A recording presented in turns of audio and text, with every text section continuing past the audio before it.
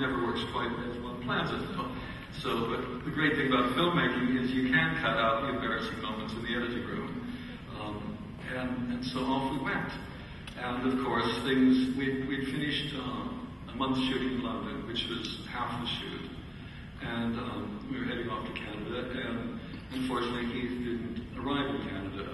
He died it was 3 days after we finished shooting in London, which created not just a period of mourning and grief and not knowing what to do, and not even wanting to do anymore. That was, in fact, the most difficult part, is from my point of view, I just wanted to give up and quit and go home and just bury myself somewhere. And luckily I'm surrounded by people who don't listen to me. People like Amy, my daughter, who's one of the producers, Nicola Peperini, my cinematographer, and they just refused to give up. And they said there's no way we were going to let Heath's last performance end up in a dustbin somewhere. And so, luckily, I found I had a few friends, Johnny being the first friend I called, Johnny Depp. And I didn't have a plan, no plan at all, just Johnny.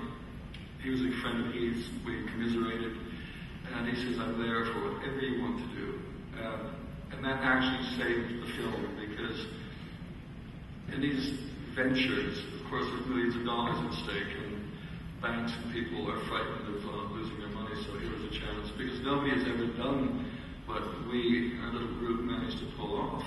The film where the main actor dies in the middle of shooting. It's not like almost to the end, and there's a couple of scenes. Half the work was not done. But then again, I'm very lucky, as people who've seen Fear and Loathing in Las Vegas. I mean, more to the point, Lost in Mancha, I'm very lucky.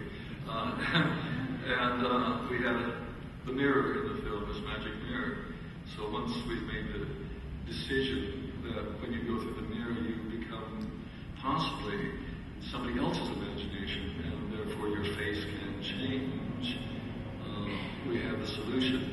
And then the very difficult bit was, how do you get 3 A-list actors to be available while we're trying to finish off this film in the next few weeks? And that was kind of the miracle that everybody somehow fell into place. And I have to thank Michael Mann in particular, because his film, for whatever reason, was delayed by a week, which made it possible to get Johnny, because we almost didn't.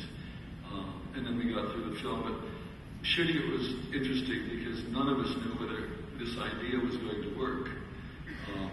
Hadn't been done before. We had no time with Jude or Johnny or Colin to rehearse.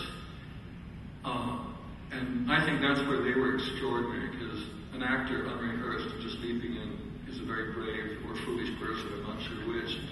And they all were extraordinary. I think it was important that they were all friends of Heath, because we wanted to keep it in the family. I wanted people who were close to him, who understood and knew him, and cared, rather than just any old actor who might solve our little problem.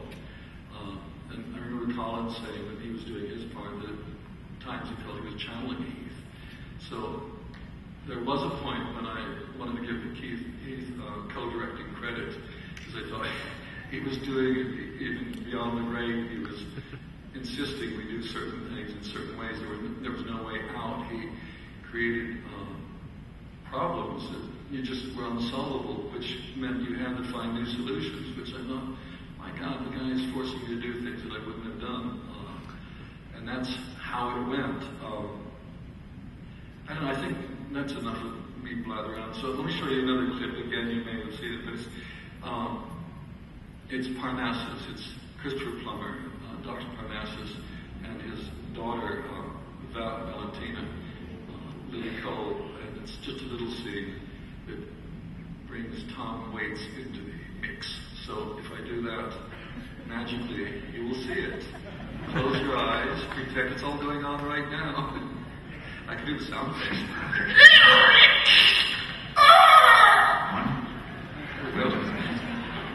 Yes, quite possibly. Many years ago, many centuries ago, in fact, when I was, believe it or not, a young monk, someone visited me in my sanctuary. Someone I had hoped never to meet. Someone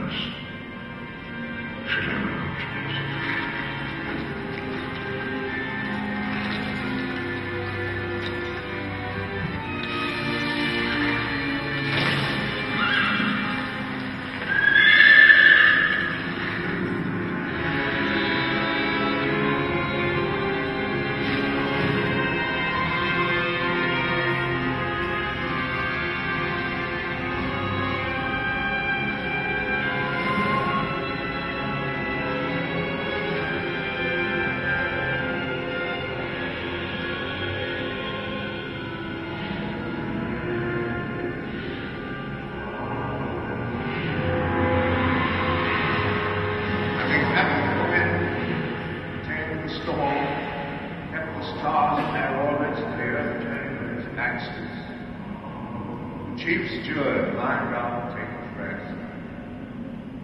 At a most disturbing dream, he dreamt of a hooded rider fast approaching on the snow-swept plain. The chief steward woke.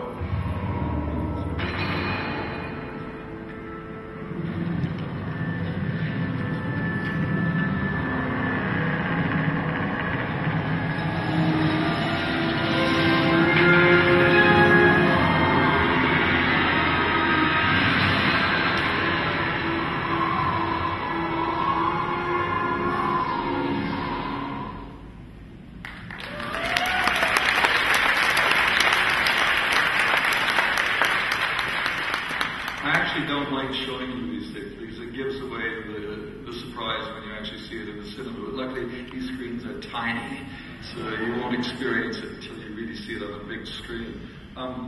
There's a little secret there. Those monks, sort of Tibetan monks on their floating carpets, we actually discovered it was a new form of Tibetan Judaism, because we had them all sitting there going, Om Vai, Om.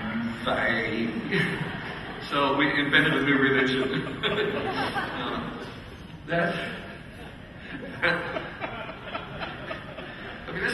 the great thing about making films is, however serious the situation we're dealing with, is I just prefer to keep making jokes on the set, so everybody's laughing the whole time, because the process is so dull and boring making films.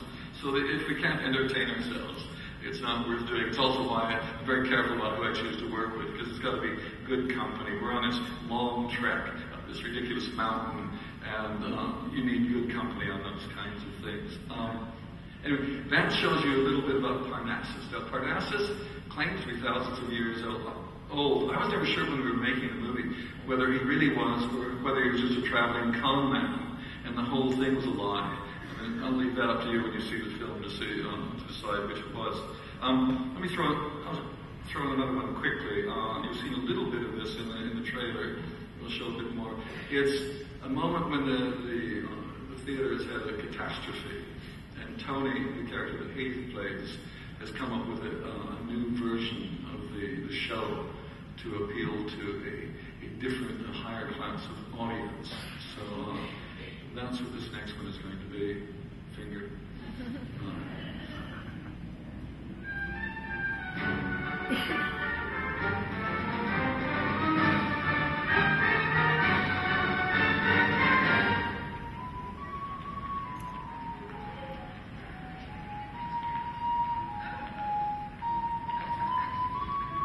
No, my dear, this is not feed outside. We're here today, not tamed, but nevertheless, I can see from your beautiful eyes that you are a very, very generous lady, and I applaud you for that. Excuse me, but how does this work? What does it cost? Cost? No, the Imaginarium does not cost a thing. We're not having money. How long does it take? Well, that depends, really. I'm running late. Oh, late. A very important date. I can't tell you how many times I've heard that in my life. Listen, can I ask you a question? Do you dream? Or should I say, can you put a price on your dreams? Or the dreams of the less fortunate in this world?